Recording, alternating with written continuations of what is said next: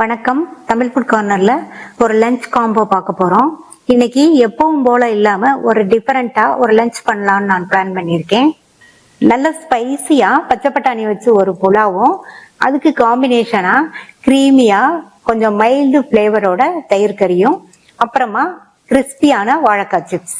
இது சாதாரண இன்கிரீடியன்ஸை வச்சு ரொம்ப ஈஸியா பண்ணக்கூடிய ரெசிபி தான். ஆனா எப்பவும் பண்றதை விட வித்தியாசமா இருக்கும், சாப்பிட்றதுக்கும் ரொம்பவே டேஸ்டா இருக்கும். கண்டிப்பா ட்ரை பண்ணி பாருங்க. வாங்க எப்படி பண்றதுன்னு பார்க்கலாம்.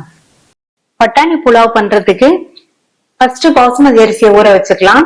1.5 கப் பாசுமதி அரிசியை இந்த பாத்திரத்துல சேர்த்துட்டு நல்லா 2 தடவை வாஷ் பண்ணிட்டு அரை மணி நேரம் ஊற வச்சுக்கணும். இந்த அரிசி பழைய அரிசிங்கிறதுனால அரை மணி நேரம் ஊற வச்சுக்கணும். புது அரிசினா நீங்க டைம் கம்மியா ஊற வச்சா போதும். 5ல இருந்து 10 நிமிஷம் ஊற வச்சா போதும். இப்ப இத வாஷ் பண்ணிக்கலாம்.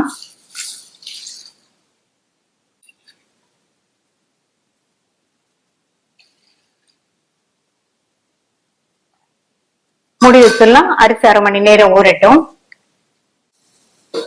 அரிசி ஊறிடுச்சு. நம்ம இப்ப புலாவ் செய்ய ஸ்டார்ட் பண்ணோம்னா சரியா இருக்கும்.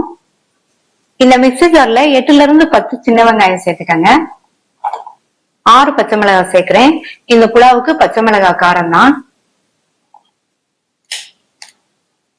அரை கைப்பிடி அளவு கொத்தமல்லி இலை, அதே அளவு புதினா இலைகள். இத தண்ணி சேர்க்காம கோர்ஸா இருக்கிற மாதிரி அரைச்சிட்டு வந்துடலாம். இந்த குக்கர்ல 3 டேபிள் ஸ்பூன் எண்ணெய் சேர்க்கிறேன். வாசனை இல்லாத எண்ணெய் சேர்த்துக்கங்க. நீங்க எண்ணெய்க்கு பதில் பாதி நெய்யும் எண்ணெயும் சேர்த்துக்கலாம். நான் ரைஸ் பிரான் ஆயில் சேர்த்திருக்கேன். எண்ணெய் சூடானதும் இதுல 2 நட்சத்திர பூ, 2 பிரிஞ்சி இலை சேர்த்துட்டு ரெண்டுமே பொரிஞ்சதும் ஒரு பெரிய சைஸ் பெரிய வெங்காயத்தை நீலவாக்குல கட் பண்ணி சேர்க்கிறேன். இந்த வெங்காயம் வதங்கி கண்ணாடி பதம் வரணும்.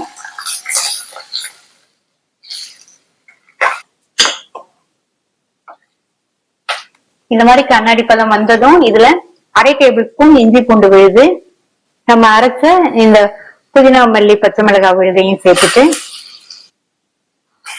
பச்சை வாசனை போக வதக்கிக்கலாம்.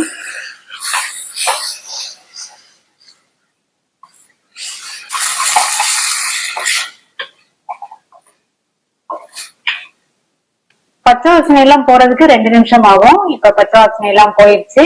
இதுல 1/4 டீஸ்பூன் மஞ்சள் தூளும் அரை டீஸ்பூன் கரம் மசாலா தூளும் சேர்த்துட்டு நல்லா ஒரு தடவை கலந்து விட்டுருங்க.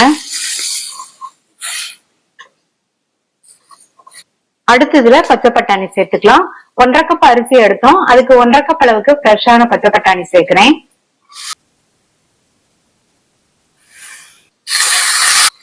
இந்த பட்டாணியையும் கொஞ்ச நேரம் எண்ணெயிலேயே வதக்கி விட்டுக்கங்க. வதக்கிட்டு அரிசியில உள்ள தண்ணிய கம்ப்ளீட்டா வடிச்சிட்டு இதுல சேர்க்கிறேன்.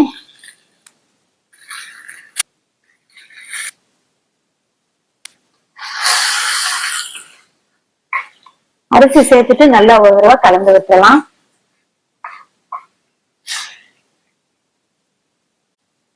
இப்ப இதுக்கு தண்ணி சேர்க்கணும். நான் 1 கப்புக்கு 2 கப் தண்ணி சேர்க்க போறேன். நம்ம 1.5 கப் அரிசி எடுத்ததுனால 3 கப் தண்ணி சரியா இருக்கும். இப்ப இத நல்லா கலந்து விட்டுட்டு உப்பு சேர்த்துக்கலாம்.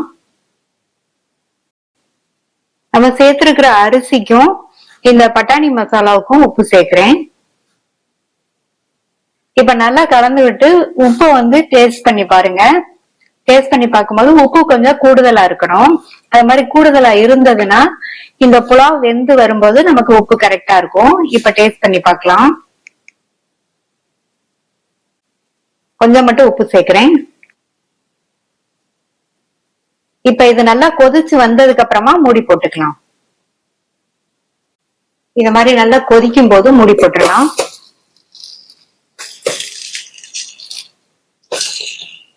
ஸ்டீம் வந்ததுக்கு அப்புறமா வெயிட் போட்டு ஸ்டவ்வை மீடியம் ஃப்ளேம்ல வச்சிருங்க.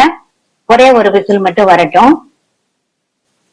புலாவ் ரெடி ஆயிட்டு இருக்க நேரத்துல நம்ம தயிர் கறியை ரெடி பண்ணிடலாம்.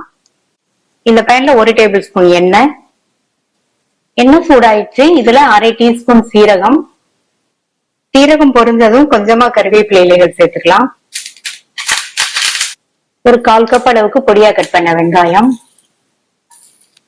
இது கூட ஒரு பச்சை மிளகாவை பொடியா கட் பண்ணி சேர்த்துட்டு கூடவே 2 பிஞ்ச் பெருங்காய பவுடர் சேர்த்து வதக்கிக்கலாம்.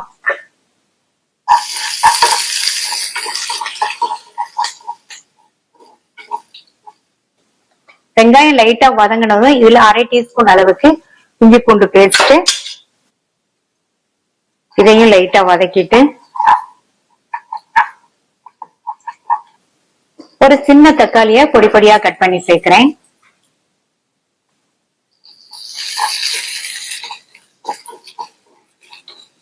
தக்காளிய லைட்டா வதக்கினா போதும்.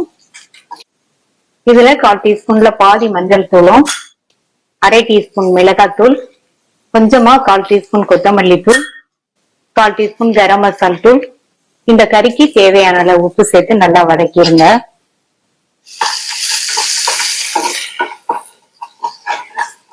இப்ப நம்ம சேர்த்த மசாலா தூளோட பச்சை வாசனை எல்லாம் போயிடுச்சு. இதுல கொஞ்சமா 1 டீஸ்பூன் அளவுக்கு கசூரி மேத்தி இலைகளை கசக்கி சேர்த்துக்கலாம். இருந்தா சேர்த்துக்கங்க, இல்லைன்னா சேர்க்காமையே நல்லா இருக்கும். அடுத்து இதுல கொஞ்சமா கொத்தமல்லி இலைகள் சேர்த்துட்டு வதக்கி விட்டுட்டு ஸ்டவ் ஆஃப் பண்ணி இதை ஆற விட்டுறலாம். ஸ்டவ் ஆஃப் பண்ணிட்டேன், ஆறட்டும். 1 கப் கரெக்டான புளிப்புள்ள ஃப்ரெஷ்ஷான கெட்டி தயிரை இதுல சேர்க்கிறேன்.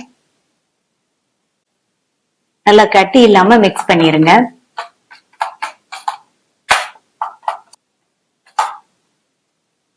நம்ம வதக்கின மசாலாக்கு உப்பு சேர்த்தோம். இப்ப இந்த தயிருக்கு மட்டும் தேவையான அளவு உப்பு சேர்த்துட்டு மறுபடியும் நல்லா ஒரு தடவை மிக்ஸ் பண்ணியாச்சு. இது கூட நம்ம வதக்கி வச்ச மசாலாலாம் நல்லா ஆறிடுச்சு, அதை சேர்க்கிறேன்.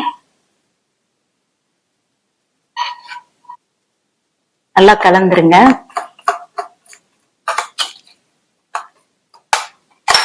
பட்டாணி புலாவுக்கு காம்பினேஷனா டேஸ்டான தயிர் கறி ரெடி ஆயிடுச்சு.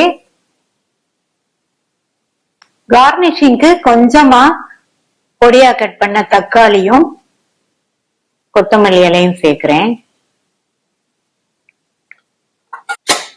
மீடியம் ஃப்ளேம்ல ஒரு விசில் வந்துருச்சு. புலாவ் பாத்தீங்கன்னா நல்லா உதிர உதிரா கரெக்டா வந்திருக்கு.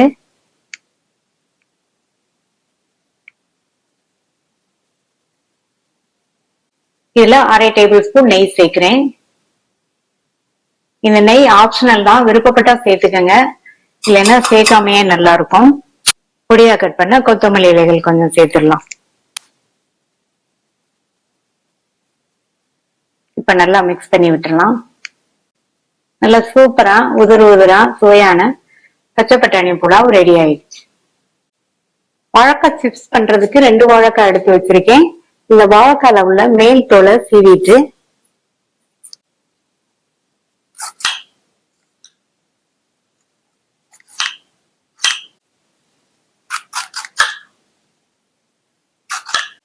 மேல் தோலை சீவியாச்சு.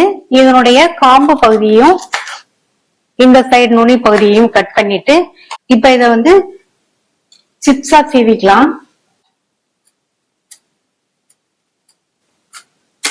கொஞ்சம் தள்ளி தள்ளி சீவிட்டீங்கன்னா ஒன்னொன்னா எடுத்து போடுறதுக்கு ஈஸியா இருக்கும். ஒரு வாழைக்காயை சீவியாச்சு. இதை எண்ணெயில போட்டு பொரிச்சு எடுத்துட்டு அடுத்த வாழைக்காயும் சீவி எண்ணெயில போட்டு பொரிச்சு எடுத்துக்கலாம். எண்ணெய் விட்டு சூடாயிடுச்சு. ஸ்டவோட தீய குறைச்சிட்டு ஒவ்வொரு பீஸா எடுத்து எண்ணெயில சேர்த்துடலாம்.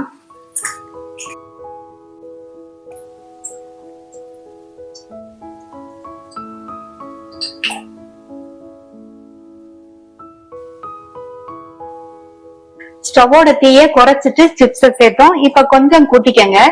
லோ ஃபிளேமுக்கும் மீடியம் ஃபிளேமுக்கும் நடுவுல வச்சுக்கோங்க.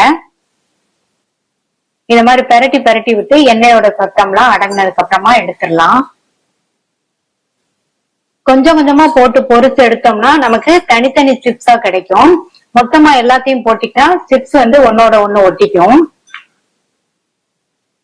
இப்ப பாத்தீங்கன்னா எண்ணெயோட சத்தம்லாம் நல்லா அடங்கிடுச்சு. இந்த ஸ்டேஜ்ல எடுத்தோம்னா நல்லா மொறு மொறுன்னு இருக்கும். எண்ணெயை நல்லா வடிச்சிட்டு ஒரு பிளேட்ல டிஷ்யூ பேப்பர் வச்சிருக்கேன், அது மேல இதை வச்சுட்டு மீதி உள்ளதையும் போட்டு எடுத்துடலாம்.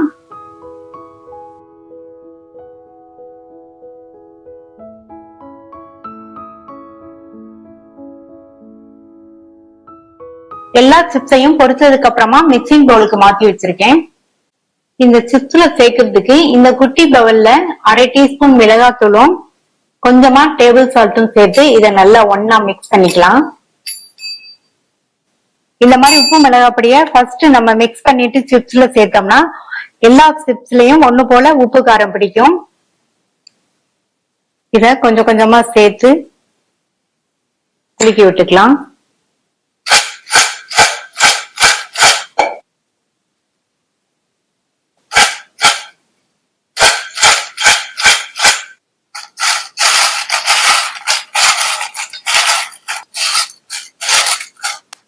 நல்லா மொறு மொறுன்னு உப்பு காரத்தோட நமக்கு வாழைக்காய் சிப்ஸ் ரெடி ஆயிடுச்சு.